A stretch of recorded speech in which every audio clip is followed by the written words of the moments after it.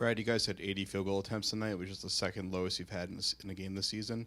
Is it good to see that the team can win and execute well in a lower pace game, especially ahead of the playoffs where things tend to slow down? I mean, you got to be able to win a number of different ways. And, I think that execution is critical. We've gotten much better as the year's gone on. But, it's still something that you have to do every day. That's like, it's kind of like saying you're really tough. Like, you're not tough if you don't play tough. You're not good executing if you don't execute well. So it's just something we have to continue to build on and do every single time we take the court. Welcome back to the show for part 2. First, we got to talk about SeatGeek, the greatest app in the entire history of the planet for buying tickets, or the entire history of the App Store, which is probably less than a decade. But SeatGeek, it's the best. Download SeatGeek.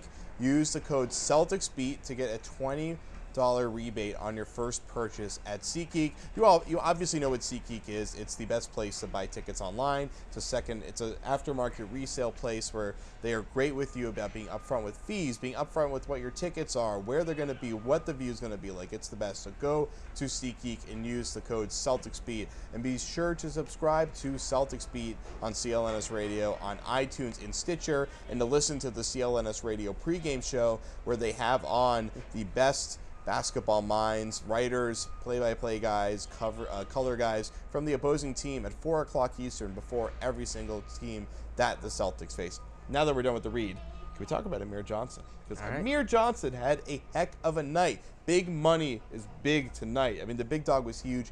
He had 11 points. He had 14 rebounds. He had 5 assists. Shot 5 for 6, and once again, he played about 33, 34 minutes. Another extended run for Amir Johnson, who's playing in the second half, and he's playing really well. Don't forget the 2 blocks and the steal on there. I'm so sorry, guys. It was a well-rounded box score for Amir Johnson, for sure. He did it in just under 34 minutes. He was a huge part of why the Celtics won this game tonight, and, it was sweet for him to get against his former team in against Toronto. But, as we mentioned, the play with Turner, he was just a big force around the rim in this game, which, as we've been talking about for 2 years plus now, a player around the rim is something the Celtics need. So when Amir Johnson has his game all together and can give you that double-double with, the 5 assists are just a bonus, a couple of blocks, that's the type of game that the Celtics want from a big guy around the basket. He did a solid job against Jonas Valanciunas, who didn't even play a lot of the second half. Somebody that hurts the Celtics a lot. Yeah, and he's had really good games against him the last few games. Went up against Bismack Biyombo, and that guy's an absolute warrior. People kind of forgot about Biyombo because he was a top 10 pick. Yep. But he is one of the best big men off the bench from a defensive perspective and rebounding perspective. And Biyombo, he had, how many blocks did he have tonight? He only had 1 block. I'm surprised to see that because it felt like he had so many. But Jason Thompson had a few plays. He always changes a lot of shots. Exactly. Blocks in a lot of games. And he did have the 13 rebounds to go with the goose egg in the point column. Exactly. But, Johnson, I call that a 0-double, which is you do. One of my and you favorites. also called 2 missed free throws by Biyombo. Yeah, as well. it was Biyombo, so it wasn't that impressive. Good work. But Amir really held his own. And there were a few sure. plays where you saw Amir was fighting for his life to try to hold off Biyombo, but it worked. He wound up on the floor after a lot of those plays. But it was great to see that Amir could not only get into those trench wars with Biyombo, but still be the first guy running down the court in the fast break and actually really helping the Celtics out getting trailing threes on the break because he would be the first guy down court. They would throw him the ball under the basket, and then he would be kind of smothered by Biyombo, so he would find the trail guy out there, and they got a lot of good shots doing that. Yep, that's what he does. He's a versatile big, and wherever the Celtics wind up in this kind of log jam of the playoff seeding in the East, they're going to need a player like that in whoever they draw in the first round. So they are right now tied for 3rd, but sitting in 4th because Atlanta has a tiebreaker. Miami lost, so they're a half game up on Miami now. Right. Charlotte is Charlotte's right there, in the too. mix. It's going to change every single night. They're going on this road trip. They're going to see the Warriors. They're going to see the Clippers. Yep. They're going to see the dangerous Phoenix Suns. It's going to be a huge road trip for them because they not only do they have a chance to be spoilers and trying to help the Warriors fall behind the Bulls for that record, but they're facing 2 great teams that they've played and almost beaten the Warriors and actually beaten the Clippers. Yeah, this is going to be a good test. The Celtics obviously played both of those teams in maybe the two best Celtics games of the season this year here at the Garden. Now they're going to get cracks at these teams on the road. If they can prove that they can hang with them again, this is going to be, a good tune-up heading into the postseason for them. If the Celtics are going to make any noise in the playoffs, they're going to have to win on the road. Two hard places to win: LA, Golden State.